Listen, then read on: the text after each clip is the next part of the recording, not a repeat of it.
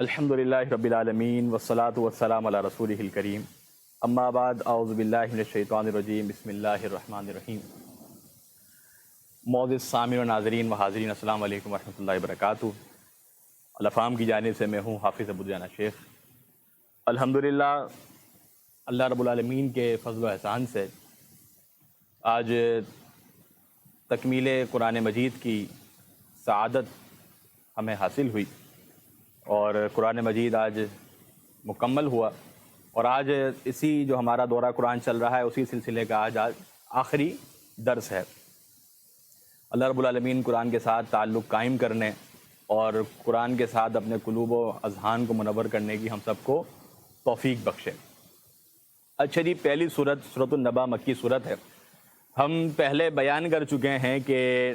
ان جو 29واں پارہ ہے 30واں پارہ ہے، اس کے اندر مخاطبین کون ہیں اور کن موضوعات پر گفتگو کی جا رہی ہے۔ اچھا جی، مشرکین مکہ قیامت کے متعلق سوال کر رہے ہیں،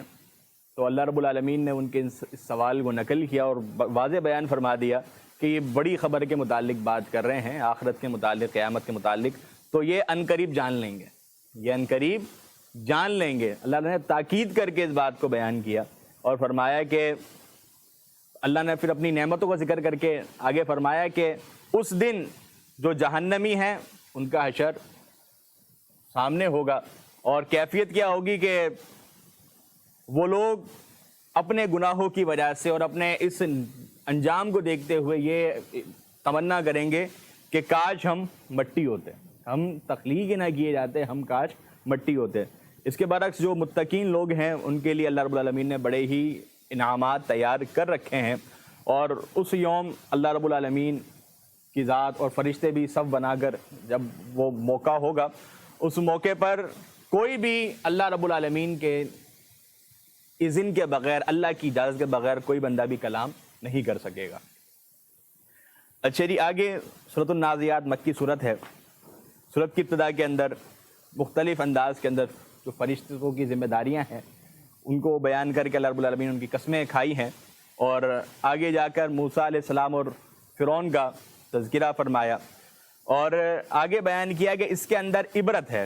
اس کے اندر عبرت ہے اس شخص کے لیے جو کہ اپنے دل کے اندر خشیت الہی رکھتا ہے، اللہ کا ڈر اپنے دل کے اندر رکھتا ہے۔ یہ تمام امور اس بندے کے لیے باعث عبرت ہیں۔ آگے اللہ رب العالمین نے فرمایا کہ فَإِذَا جَاءَتِ الطَّامَّةُ الْكُبْرىٰ، جب وہ بڑی آفت آئے گی، جب وہ قیامت آ جائے گی، اور آدمی اپنی کیے کو، جو اس نے ماضی میں کیا، جو اس نے کام کیے ہیں، جو اس نے بویا ہے، انسان اس کو یاد کرے گا، اور پھر اس دن کیا ہوگا کہ جہنم سامنے ہوگی، اور جس نے سرکشی کی ہے اور دنیا کی زندگی کو سب کچھ سمجھ لیا ہے، ایسا شخص اس دن بڑے ہی افسوس کے مقام کے اندر ہوگا۔ اس کے برعکس جو بندہ اللہ رب العالمین کا ڈر اختیار کرتا ہے، اپنے نفس کو خواہشات سے روکتا ہے، ایسے بندے کا ٹھکانہ جنت ہے۔ اور یہ قیامت کے متعلق جب سوال کر رہے ہیں، ان کا سوال یہ فضول ہے، بجائے قیامت کا انتظار کریں گے کب آئے گی، کس طریقے سے آئے گی، انسان اس کے لیے تیاری کریں، کیونکہ جو مر گیا اسی قیامت تو تبھی واقع ہو گئی۔ یہ کہیں کہ جس طرح آج ہی ایک صاحب تذکرہ کر رہے تھے، وہ کہہ رہے تھے کہ یار ابھی تو دجال آئے گا، پھر حضرت عیسیٰ علیہ السلام آئیں گے، یاجوج ماجوج کا دور ہوگا، قیامت تو ابھی بہت دور ہے۔ میں کہا قیامت دور ہو لیکن جو مر گئے اسی قیامت تو تبھی شروع ہو گئی، تو لہٰذا اس آس میں کہ جی قیامت میں ابھی وقت ہے، انسان نیکیوں سے غافل ہو جائے، یہ چیز نہیں ہونی چاہیے۔ آگے جی سورہ عبس ہے۔ سورہ عبس کے حوالے سے اس کی شان نزول کے اندر مختصراً واقعہ کہ مشرکین مکہ نے ڈیمانڈ کی کہ آپ صلی اللہ علیہ وسلم آپ ہمیں تنہائی کے اندر دین کی دعوت دیں، دین سمجھائیں۔ اس موقع پر کوئی بھی صحابی نہیں آئے گا، صرف ہم جو معززین ہیں، جو شرفاء ہیں، ہم ہی بیٹھیں گے، اور کوئی غریب صحابی اس موقع پر نہ آئے۔ تو اس موقع پر ایک صحابی سیدنا عبداللہ بن ام مکتوم، جو کہ اللہ کے نبی کریم صلی اللہ علیہ وسلم کے مؤذن بھی ہیں، جو کہ مؤذن بھی ہیں، تو جب یہ اس میٹنگ کے اندر آئے ہیں تو آپ صلی اللہ علیہ وسلم نے ان کی آمد کو تھوڑا ناگوار محسوس کیا، کیونکہ جو قریش مکہ تھے، آپ چاہ رہے تھے کہ ان تک دعوت پہنچ جائے، پیغام پہنچ جائے، اور انہوں نے شرط لگائی تھی کوئی صحابی غریب نہ آئے۔ تو جب وہ آئے تو آپ نے یہ کہ ان کو دعوت پہنچانی تھی، تو آپ نے جو ایک ناگواری ہلکی سی محسوس کی، اللہ رب العالمین نے اس بات پر تنبیہ کی اور واضح فرما دیا کہ یہ جو نابینا صحابی تمہارے پاس آئے ہیں یہ اللہ رب العالمین کے برگزیدہ ہیں، اللہ رب العالمین کی ذات کے سچے ہیں، اللہ کی ذات سے محبت کرنے والے ہیں، لہٰذا ان کے ساتھ آپ نے اچھا رویہ اختیار کرنا ہے اور آپ نے ان کو پوری توجہ دینی ہے۔ اچھا جی، اس صورت کے آخر کے اندر قیامت کی کیفیت بیان ہوئی کہ قیامت کے اندر جب قیامت برپا ہو جائے گی، سورہ حج کے اندر ہی ہم شروع میں بات کر کے آئے، تو یہ کیفیت کہ نہ والد بیٹے کو پہچان رہا ہے، نہ والدہ اپنی اولاد کو پہچان رہی ہے، تو ہر شخص اپنے نفس کے لیے اور اپنے نفس کے متعلق ہی سوچ رہا ہوگا، اسے اپنے کسی قریبی کی، کسی دوست کی،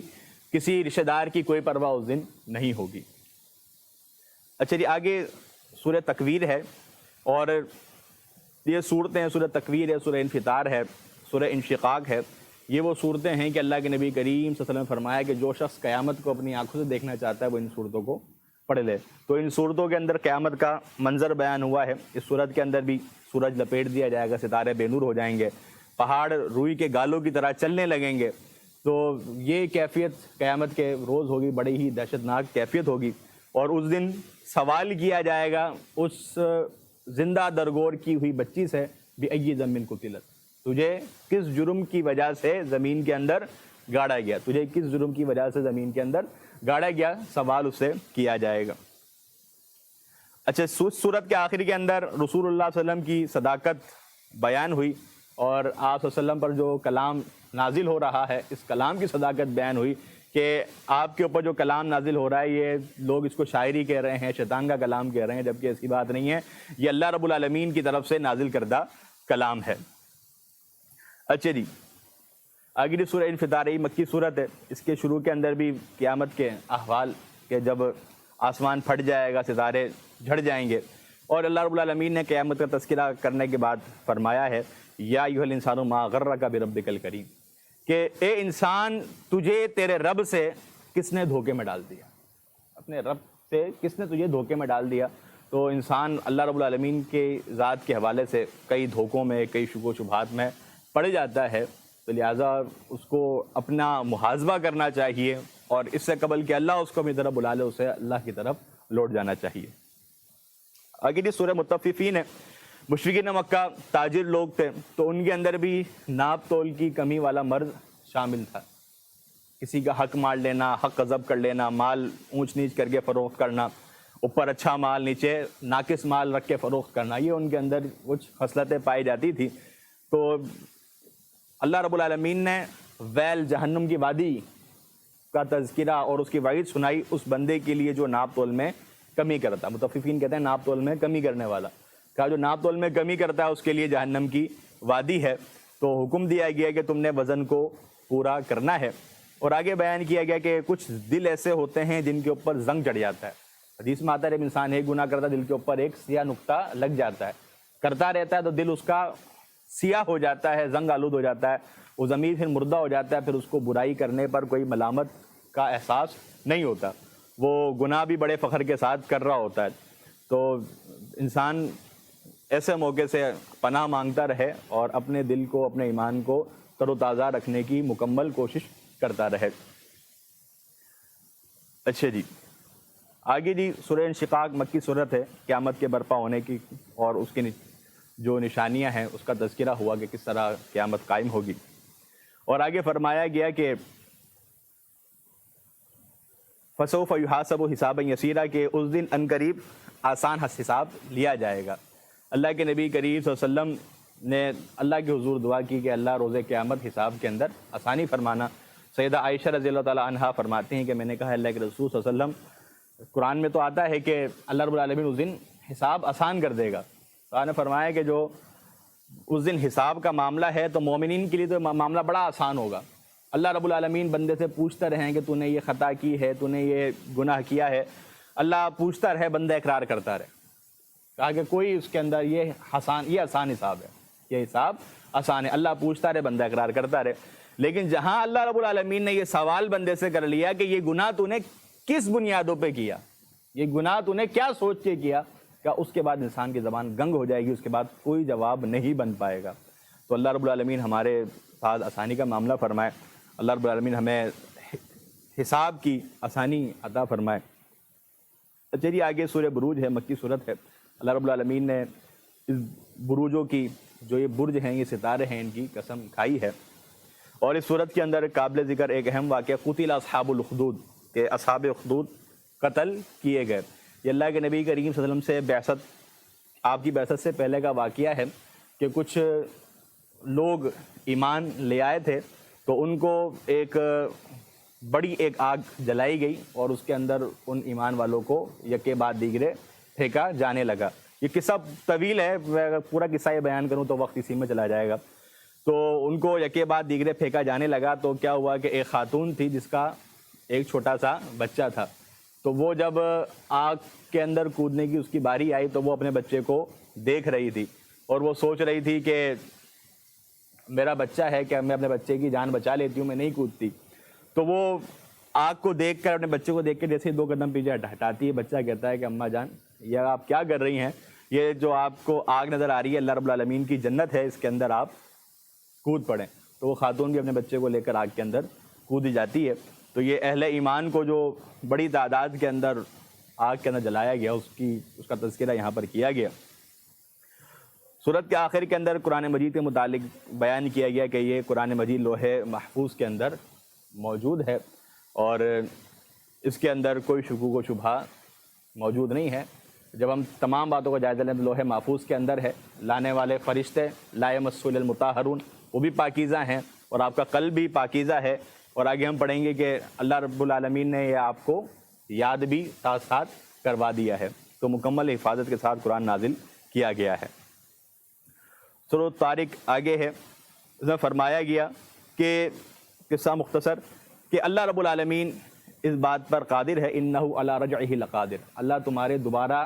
لوٹانے پر، تمہیں دوبارہ پیدا کرنے پر اللہ کی ذات قادر ہے۔ تو جس طرح اس نے تمہیں پہلی دفعہ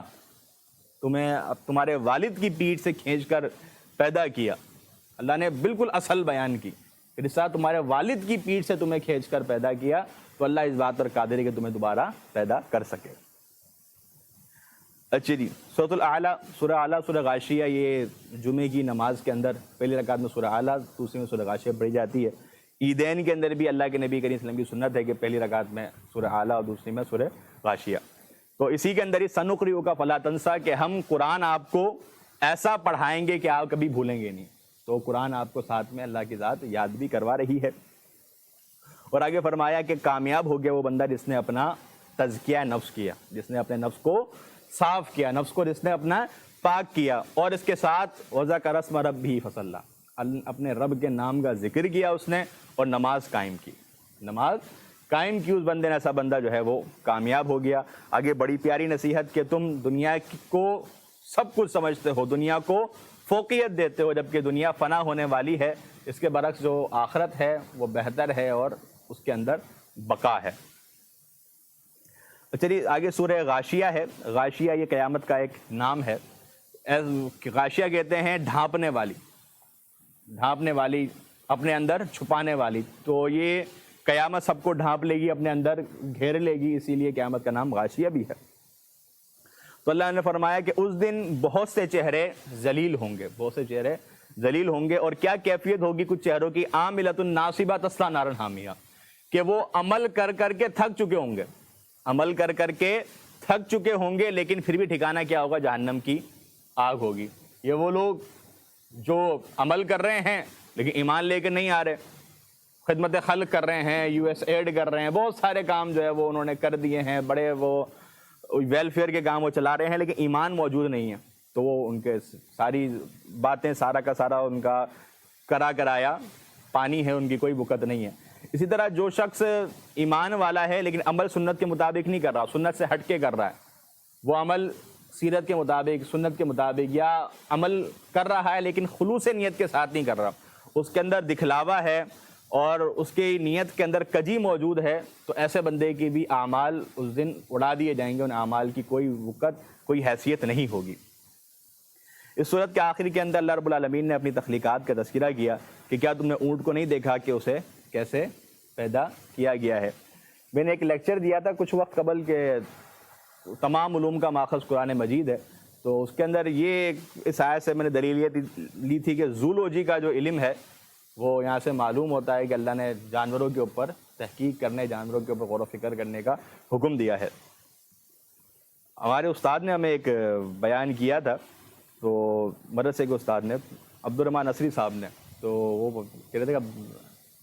علامہ ابن باز جو ہیں سعودی عرب کے مفتی اعظم، وہ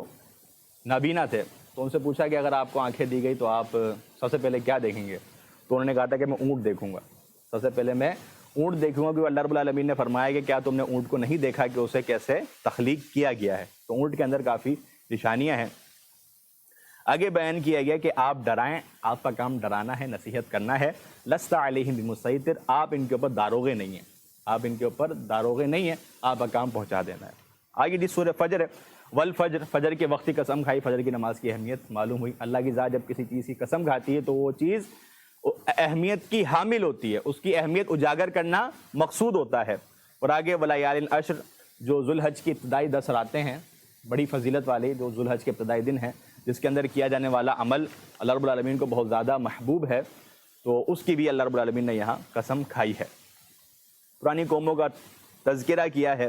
اور ان سے نصیحت حاصل کرنے کا حکم دیا، اور آخر کے اندر جو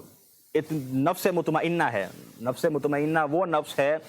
جو کہ گناہوں پر آمادہ نہیں ہوتی بلکہ انسان کو نیکی کی طرف راغب کرنے والی ہوتی ہے۔ وہ بعض مفسرین نے لکھا ہے کہ انسان کو یہ کیسے پتہ چلے کہ میرا عمل قبول ہو گیا؟ کہا کہ اس کے عمل قبول ہونے کی ایک نشانی یہ بھی ہے کہ اس کا دل کرتا ہے کہ میں دوسرا نیک عمل کروں، نیکی کے اندر اسے قدم بڑھنا شروع ہو جاتے ہیں۔ ویسے تو نیک قدم اٹھانا بہت بھاری گراں محسوس ہوتا ہے، لیکن جب انسان اٹھاتا ہے تو اللہ کی مدد آتی چلی جاتی ہے۔ تو جب نفس مطمئنہ ہے، جب وہ اللہ کی بارگاہ کے اندر پہنچنے والی ہے، تو اللہ رب العالمین حکم دیں گے فادخلی فی عبادی وادخلی جنتی، کہ اس نفس کو جنت کے اندر داخل کر دو۔ اللہ رب العالمین ہمیں ایسے لوگوں میں شامل کرے۔ اچھا جی، آگے سورہ بلد ہے، یہاں پر شہر سے مراد مکہ شہر ہے، اسی قسم اللہ رب العالمین نے کھائی ہے، اور آگے فرمایا لقد خلقنا الانسان فی کبد، ہم نے انسان کو مشقت کے اندر پیدا کیا ہے۔ انسان ابھی ماں کے پیٹ کے اندر ہے، اس وقت انسان مشقت کے اندر، والدین پریشان کہ کہیں کوئی حادثہ نہ ہو جائے، کہیں کوئی معاملہ ایسا نہ ہو جائے کہ بچہ ہی ضائع ہو جائے، اس وقت بڑی کیئر کر رہے ہیں۔ پیدا ہو گیا، پیدا ہونے کا پھر والدین بڑی کیئر کر رہے ہیں، اس کی ہر ایک حرکت پر، اس کی ہر ایک ایکٹیویٹی پر نظر رکھ رہے ہیں، کہیں خراب عادت میں نہ پڑ جائے، کہیں کسی خراب کام کے اندر نہ پڑ جائے۔ اس کے بعد جب یہ بندہ پڑھ رہا ہے، لکھ رہا ہے، اپنی جوانی کی عمر کو پہنچ رہا ہے، تو یہ مشکلات دیکھتا ہے، اور مشکلات بات یہ کہ انسان کو پیدا ہی مشقت کے اندر کیا گیا ہے۔ تو ہمیں یہ بات سمجھنی چاہیے کہ ہماری یہ جو زندگی ہے یہ مشقت سے پر ہے، اس کے اندر ہم سکون تلاش کرنا چاہیں تو سکون ہمیں نہیں مل سکتا۔ ہمارے وزیر اعظم صاحب، انہوں نے بھی ایک بڑی پیاری بات کی کہ سکون جو ہے وہ صرف قبر کے اندر ہے۔ تو بات درست ہے یہ کہ دیکھیں ہماری یہ جو زندگی ہے نا، یہ مشقت سے پر ہے، یہ مشقت سے پر ہے۔ آپ ایک مشکل سے نکلیں گے دوسری مشکل میں، دوسری سے نکلیں گے تو تیسری مشکل کے اندر، تو یہ تو ہے مشقت والی زندگی۔ لیکن کمال یہ ہے کہ ہماری جو اس کے بعد والی زندگی ہے، ہم اس کو مشقت والا بناتے ہیں یا اس کو ہم آسانی والا بناتے ہیں۔ یہ کام ہم کر سکتے ہیں، یہ تو ہے ہی مشقت والی، لیکن اس کے بعد والی زندگی جو ہے، اگر ہم اس مشقت کے اندر وقت نکالیں، اللہ رب العالمین کے حضور عبادتیں بجا لائیں، تو وہ ہماری زندگی کچھ سکون والی ہو سکتی ہے۔ نہیں تو پھر یہاں بھی مشقت ہے اور وہاں بھی مشقت ہے۔ ابھی ہم جب سورہ عصر کے متعلق بات کریں گے تو وہاں پر اس حوالے سے مزید گفتگو کریں گے۔ اچھا جی، آگے فرمایا کہ انسان یہ سمجھتا ہے کہ اس کو کوئی دیکھنے والا نہیں ہے، اللہ کی ذات اس کو دیکھنے والی ہے، اور اس کو آنکھیں دی ہیں، زبان دیے ہیں، ہونٹ دیے ہیں، اور اللہ نے دونوں راستے دکھا دیے، یہ اچھائی کا ہے، یہ برائی کا ہے۔ اب مرضی ہے جس راستے کے اوپر تو چل، اچھائی کر کے آئے گا تو وہ انجام بتا دیا، برائی کر کے آئے گا وہ انجام بتا دیا۔ سورۃ الشمس ہے، اور اللہ رب العالمین نے کئی قسمیں کھائی ہیں، اور آگے فرمایا ہے کہ کامیاب ہو گیا وہ شخص جس نے اپنا تزکیہ نفس کیا، اور پچھلی قوموں کا تذکرہ کیا، قوم سمود کہ انہوں نے اللہ رب العالمین کی نافرمانی کی اور انہوں نے اونٹنی کے پیروں کو، کوچوں کو کاٹ دیا تھا۔ اسی طرح سورۃ اللیل اگلی صورت ہے، اس کے اندر اللہ رب العالمین نے جو اللہ کی راہ میں خرچ کرنے والے ہیں ان کی فضیلت بیان کی، ان کے لیے آسانی ہے، ان کے لیے اللہ راہیں کھول دیتا ہے۔ جو مال خرچ کرتا ہے اللہ کی راہ میں اس کے لیے آسانی ہے، اللہ اس کو مزید نوازتا ہے۔ اس کے برعکس جو اپنے مال کو روکتا ہے، بخیلی کرتا ہے، اللہ اس کے لیے راہوں کو مزید تنگ کر دیتا ہے۔ آگے سورۃ الضحیٰ، مکی صورت۔ اللہ کے نبی کریم صلی اللہ علیہ وسلم بیمار ہوئے تو کچھ وقت چند روز آپ نے قیام نہیں کیا، تو اس موقع پر جو ابو لہب ہے اس کی بیوی ام جمیل آئی ہے اور کہنے لگی کہ لگتا ہے کہ نعوذ باللہ محمد صلی اللہ علیہ وسلم کو اس کے شیطان نے چھوڑ دیا۔ تو یہ بات جب اس نے کہی ہے تو اللہ رب العالمین نے اس صورت کو نازل کیا اور ڈھارس بندائی کہ تیرے رب نے تجھے چھوڑا نہیں ہے، اور عنقریب تیرا رب تجھے ان نعمتوں سے نوازے گا کہ آپ راضی ہو جائیں گے۔ آگے سورہ الم نشرح، مزید کچھ نعمتیں جو اللہ رب العالمین نے محمد مصطفیٰ صلی اللہ علیہ وسلم پر کی، اس کے اندر شرح صدر ہے اور آپ کے ذکر کی بلندی ہے، اور آپ کو بتایا گیا کہ ہر مشکل کے بعد آسانی ہے۔ اس کے اندر فَإِنَّ مَعَ الْعُسْرِ يُسْرًا إِنَّ مَعَ الْعُسْرِ يُسْرًا، اس کو ہم اس ترتیب میں بھی دیکھیں کہ مشکل ہے، آسانی ہے، پھر مشکل ہے، پھر آسانی ہے۔ ہر مشکل کے بعد آسانی آئے گی، لیکن وہ آسانی بھی ہمیشہ رہنے والی نہیں ہے، اس کے بعد پھر فوراً کوئی نہ کوئی مشکل آ جائے گی، لیکن وہ بھی جو مشکل ہے وہ بھی ہمیشہ رہنے والی نہیں ہے، اس کے بعد بھی انشاءاللہ آسانی آئے گی۔ اچھا جی، سورۃ 3 مکی صورت ہے۔ اللہ رب العالمین نے صورت نے فرمایا کہ اس انجیر کے درخت کی اللہ رب العالمین نے زیتون کی قسم کھائی اور فرمایا کہ ہم نے انسان کو بڑی ہی خوبصورت شکل کے اندر پیدا کیا ہے، تو انسان کو اللہ رب العالمین نے ایک بہترین صورت عطا کی ہے، اور جس قالب کے اندر انسان کو ڈھالا ہے، اگر اس کے اندر ہلکی سی بھی کوئی کمی بیشی ہو جائے تو انسان بڑا ہی بدنما لگنے لگتا ہے۔ سورہ علق، یہ اس کی جو ابتدائی 5 آیات ہیں وہ پہلی وحی کے اندر اتری ہیں، اور قرآن مجید کا سب سے پہلا حصہ جو اترا ہے وہ سورہ علق کا اترا ہے۔ اس صورت کے اندر ابو جہل کا تذکرہ جو اللہ کے نبی کریم صلی اللہ علیہ وسلم کو نماز سے روکا کرتا تھا، تو اس کا تذکرہ، اس کی بدبختی کو بیان کیا گیا۔ آگے سورہ قدر ہے۔ قرآن مجید کو شب قدر کے اندر نازل کیا گیا، اور شب قدر کب آتی ہے اس کو ہم نے آخری طاق راتوں میں تلاش کرنا ہے۔ جو لوگ کہتے ہیں قرآن 27ویں شب کو نازل ہوا ہے، تو اس کی ہمارے پاس ایکچوئل ڈیٹ کہیں بھی نہیں ہے۔ دن پتہ ہے ایک دن کون سے، رات کون سی، وہ ہے شب قدر کی رات، شب قدر کی رات ہے۔ یہ شب قدر کی رات کب ہے، وہ ان 5 میں سے کسی نہ کسی کے اندر آتی ہے، اور اس کے اندر عبادت کرنے کا صلہ اللہ رب العالمین نے واضح فرما دیا۔ آج بھی طاق رات ہے کہ اس کے اندر جو بندہ عبادت کرتا ہے تو وہ عبادت 1000 مہینوں کی عبادت سے بہتر ہے۔ تو اگر ہم 1000 مہینوں کیلکولیٹ کریں تو تقریباً 83 سال کا عرصہ بنتا ہے، تو ہم میں سے خال لوگوں کی عمر ہوتی ہے، لوگ جلدی چلے جاتے ہیں، تو ایک رات میں عبادت کا اتنا ثواب مل رہا ہے، تو کیا خیال ہے کہ اس موقع کو ضائع کر دیا جائے؟ نہیں، بلکہ اس کے ہر ایک لمحے اور ایک لحظے سے فائدہ اٹھایا جائے۔ اگلی سورہ بینہ، یہ مدنی صورت ہے۔ اچھا، اہل کتاب بھی جب ان کے اوپر اللہ کی طرف سے صحیفے نازل ہوئے تو انہوں نے بھی اختلاف کیا ہے، اور یہ لوگ بھی جو ہے اللہ رب العالمین کے دین کے اندر کچھ اختلافات پیدا کر رہے ہیں، تو اللہ نے واضح فرما دیا جو اہل کتاب ہیں، اہل کتاب میں سے بھی جن لوگوں نے کفر کیا اور مشرکین ہیں، ان کے لیے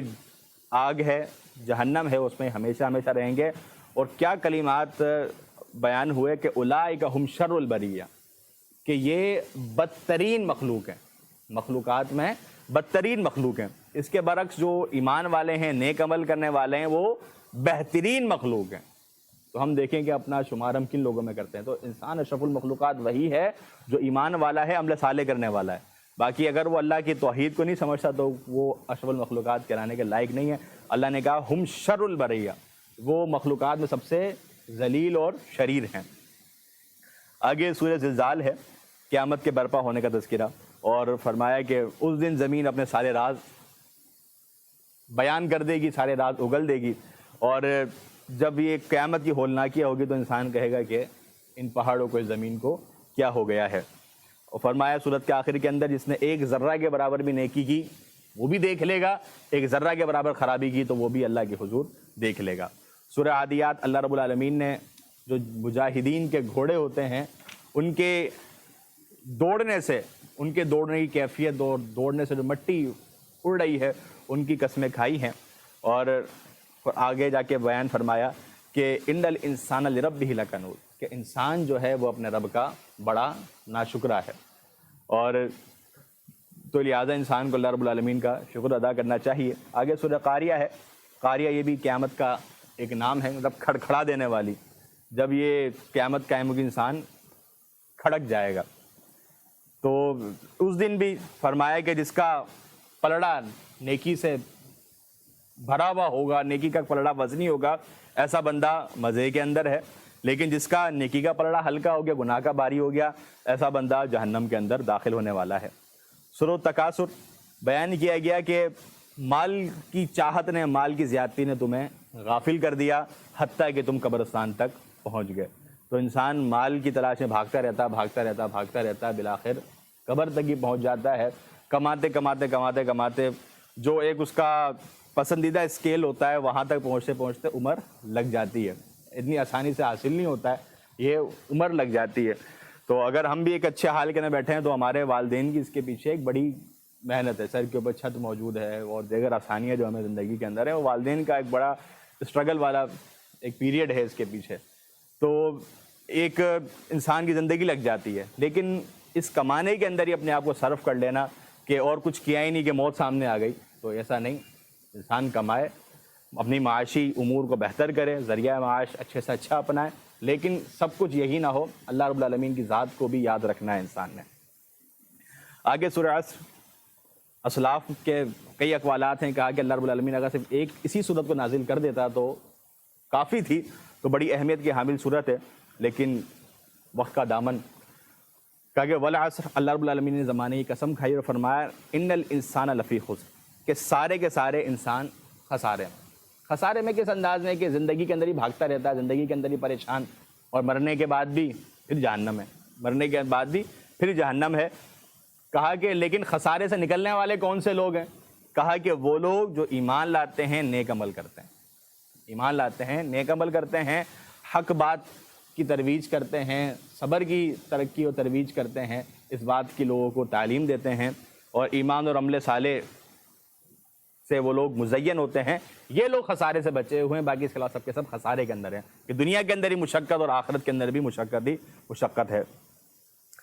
سورۃ الہمزہ، مذمت بیان کی گئی، جہنم کی وادی کی وعید سنائی ان لوگوں کو جو لوگوں کی عیب جوئیاں کرتے ہیں، غیبتیں کرتے ہیں، اپنے مالوں کو جمع کرتے ہیں اور بخل کرتے ہیں ان کی، اور وہ سمجھتے ہیں کہ یہ مال ہمیشہ رہے گا، جبکہ مال ہمیشہ رہنے والا نہیں ہے۔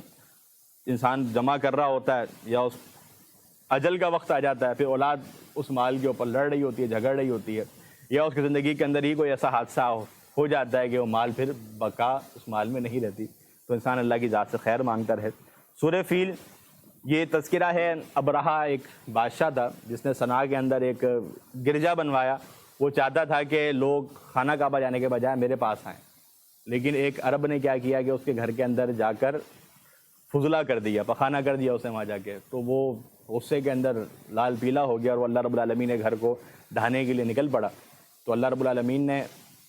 پرندے بھیجے ہیں، پرندوں کا ایک غول بھیجا ہے جن کی چونچ کے اندر ذرات تھے کچھ، جب وہ ذرات ان کے اوپر گرتے ہیں تو اللہ نے فرمایا کہ وہ کھائے ہوئے بھوسے کی طرح ہو گئے۔ تو وہ ان کو اللہ رب العالمین پوری ان کی، یعنی کہ ان کو صفائے ہستی سے ہی مٹا دیا ان لوگوں کو۔ آگے قریشیوں، سورۃ القریش ہے، جو قریش مکہ ہیں ان کے اوپر اللہ رب العالمین نے احسانات کا تذکرہ کیا کہ اللہ رب العالمین نے تمہارے لیے تجارت کی راہ ہموار کی، اور لہذا تم اللہ رب العالمین کے گھر کے اندر تم اللہ رب العالمین کی عبادت بجا لاؤ، اور اللہ کی ذات وہ ہے جس نے تمہیں بھوک کے اندر کھانا کھلایا، تم بھوکے تھے تمہیں کھانا کھلایا، اور اسی طرح تم خوف کے اندر تھے، اللہ نے تمہیں امن سے نوازا ہے۔ کہ اللہ کے نبی کریم صلی اللہ علیہ وسلم نے ایک پیشن گوئی کی تھی کہ وقت آئے گا کہ فلاں علاقے سے ایک عورت آئے گی زیورات سے لدی ہوئی، راست اور آ کر اللہ کے گھر کا اکیلے طواف کرے گی، کوئی اس کو لوٹنے والا نہیں ہوگا۔ سیدنا عدی بن حاتم رضی اللہ عنہ بیان فرماتے ہیں کہ میں نے یہ حدیث سنی، کہا کہ میں نے اپنی زندگی کے اندر دیکھا ایک خاتون زیورات سے لدی ہوئی اپنے علاقے سے اکیلی آئی ہے اور اکیلے طواف کر کے جا رہی ہے، راستے کے کوئی اس سے زیور چھیننے والا نہیں تھا۔ تو اس قدر امن و امان اس دور کے اندر ہو چکا تھا۔ چلیے آگے سورۃ الماعون ہے، اس کے اندر ان لوگوں کے متعلق وعید بیان ہوئی جو کہ آخرت کو جھٹلاتے ہیں، یتیموں کو دھتکارتے ہیں۔ اور اسی طرح نمازیوں کے اوپر بھی بات ہوئی کہ نمازیوں کے لیے جہنم کی وادی ہے۔ کون سے نمازی ہیں جو اپنی نمازوں کے اندر سستی کرتے ہیں اور نماز کے اندر ریاکاری دکھاتے ہیں؟ تو یہ لوگ، یہ منافقین کی صفت ہے۔ منافقین نماز کے لیے آخر میں کھڑے ہوتے ہیں اور پڑھتے ہیں تو دکھانے کے لیے پڑھتے ہیں۔ اللہ ان دونوں وصفوں سے ہمیں محفوظ رکھے۔ آگے جی سورۃ الکوثر ہے، فرمایا گیا کہ ہم نے آپ کو حوض کوثر عطا کیا ہے۔ یہ اللہ کے نبی کریم صلی اللہ علیہ وسلم کو ایک نعمت اور ایک حوض دیا جائے گا۔ یہ جو حوض ہے، جو اس کا پانی ایک دفعہ پی لے گا وہ کبھی اس کو پیاس نہیں لگے گی۔ آگے سورۃ الکافرون، مشرکین مکہ نے تجویز پیش کی کہ کمپرومائز کر لیتے ہیں، ایک سال ہم آپ کے معبود کی پوجا کریں گے، آپ ایک سال ہمارے معبودوں کی عبادت کر لیں۔ اللہ نے سورت نازل کر دی، تاکیداً بات یہ واضح کر دی کہ یہ اس بات کے اوپر کمپرومائز نہیں ہو سکتا، تمہارے لیے تمہارا دین، میرے لیے میرا دین، جس کی تم عبادت کرتے ہو میں اس کی نہیں کر سکتا، لہٰذا یہ کمپرومائز اور یہ اس بات کے اوپر اتحاد نہیں ہو سکتا۔ سورۃ النصر ہے، مدنی صورت ہے۔ یہ صورت فتح مکہ کا موقع ہے کہ فرمایا گیا کہ جب اللہ رب العالمین کی مدد آ گئی اور یہ فتح ہو گئی ہے تو آپ لوگوں کو دیکھیں گے لوگ پے در پہ اور فوج در فوج اسلام میں داخل ہو رہے ہیں، اور آپ اللہ رب العالمین کی حمد بیان کریں، استغفار کریں۔ اور جب یہ صورت نازل ہوئی تو سیدنا ابوبکر صدیق رضی اللہ تعالیٰ عنہ رونے لگے اور فرمانے لگے کہ یہ صورت بتا رہی ہے کہ اللہ کے نبی کریم صلی اللہ علیہ وسلم کا وقت قریب آ چکا ہے۔ سورۃ اللہب، ابو لہب جب کوہ صفا پر آپ صلی اللہ علیہ وسلم نے پہلی دعوت دی ہے، اس موقع پر ابو لہب نے کچھ گستاخانہ کلمات کہے تو اللہ رب العالمین نے اس کے رد میں اور اس کی بیوی کی رد کے اندر صورت کو نازل کر دیا، جس کے اندر ان کو جہنم کی وعید سنائی گئی ہے۔ سورۃ الاخلاص مکی صورت ہے، اللہ رب العالمین کا تعارف اس کے اندر موجود ہے، توحید کوٹ کوٹ کے بھری ہوئی ہے، اور اس کو پڑھنا 1/3 قرآن پڑھنے کے برابر ثواب اس کو قرار دیا گیا ہے، کیونکہ قرآن کے اندر مضامین 3 طرح کے ہیں۔ پہلے دن ہم نے بات کی تھی، ایک توحید، دوسرا احکامات، اور تیسرا قصص یہ عبرت کے لیے۔ یہ 3 بنیادی موضوعات ان کو قرآن کے اندر ڈسکس کیا گیا ہے۔ تو ایک جو جز ہے، ایک جو حصہ ہے وہ توحید ہے، لہٰذا 1/3 کے برابر ہو گیا۔ تو یہ بڑی اہم صورت ہے توحید، اس کے اندر کوٹ کوٹ کے بھری ہوئی ہے۔ اگلی جی 2 صورتیں ہیں، سورہ فلق، سورہ ناس، یہ بڑی بہترین صورت ہے۔ ان کے کچھ مشترکہ فضائل کہ اللہ کے نبی کریم صلی اللہ علیہ وسلم پر جب یہ نازل ہوئی ہے تو آپ نے فرمایا مجھ پر ایسی صورت نازل ہوئی ہے جن کی مثل آج سے پہلے کبھی کوئی نازل نہیں ہوئی۔ اور آپ صلی اللہ علیہ وسلم اس سے قبل جنات سے پناہ مانگا کرتے تھے، لیکن جب یہ صورت نازل ہو گئی تو آپ صلی اللہ علیہ وآلہ وسلم نے سب کچھ چھوڑ کر صرف اس صورت کی ہی تلاوت شروع کر دی تھی۔ اور جب آپ صلی اللہ علیہ وسلم پر آخری وقت ہے اور آپ بیماری کی تکلیف کے اندر ہیں تو حضرت عائشہ رضی اللہ تعالیٰ عنہ ان 2 صورتوں کو پڑھ کر اللہ کے نبی کریم صلی اللہ علیہ وسلم پر دم کیا کرتی تھی۔ تو یہ بڑی اہم اور فضیلت والی صورتیں ہیں۔ اور آپ صلی اللہ علیہ وسلم پر جب جادو ہوا ہے، ایک یہودی نے آپ پر جادو کروا دیا، تو اس موقع پر بھی اللہ کے نبی کریم صلی اللہ علیہ وسلم پر اس صورت کا نزول ہوا کہ آپ نے پھر اس صورت کو جب پڑھا ہے تو آپ کو اس جادو سے نجات مل گئی ہے۔ تو جی الحمدللہ ہمارا دورہ قرآن الحمدللہ مکمل ہوتا ہے۔ اللہ رب العالمین کا یہ فضل و احسان ہے کہ اس نے یہ توفیق بخشی کہ ہم اللہ رب العالمین کے قرآن، اللہ کے کلام کی کچھ خدمت کر سکیں۔ اللہ کا یہ بڑا احسان ہے ہمارے اوپر۔ اور اس کے اندر کچھ باتیں، ظاہر سی بات ہے انسان ہوں، خطا کا پتلا ہوں، کچھ جو باتیں غلطی ہو گئی ہے، جو معاملہ کچھ صاحب ہو گیا ہے تو وہ میری اور شیطان کی طرف سے ہے، اور جو بات بہتر ہے وہ اللہ رب العالمین کے فضل کا نتیجہ ہے، اللہ رب العالمین کا فضل ہے۔ اور ان تمام امور کے اندر جو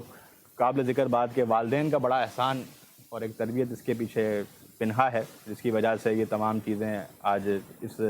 شکل کے اندر موجود ہیں۔ اللہ رب العالمین ہم سب کو قرآن کے ساتھ تعلق قائم کرنے، اس کو سمجھنے اور اس پر عمل پیرا ہونے کی توفیق عطا فرمائے، اور اس دعوتی کام کو میرے لیے،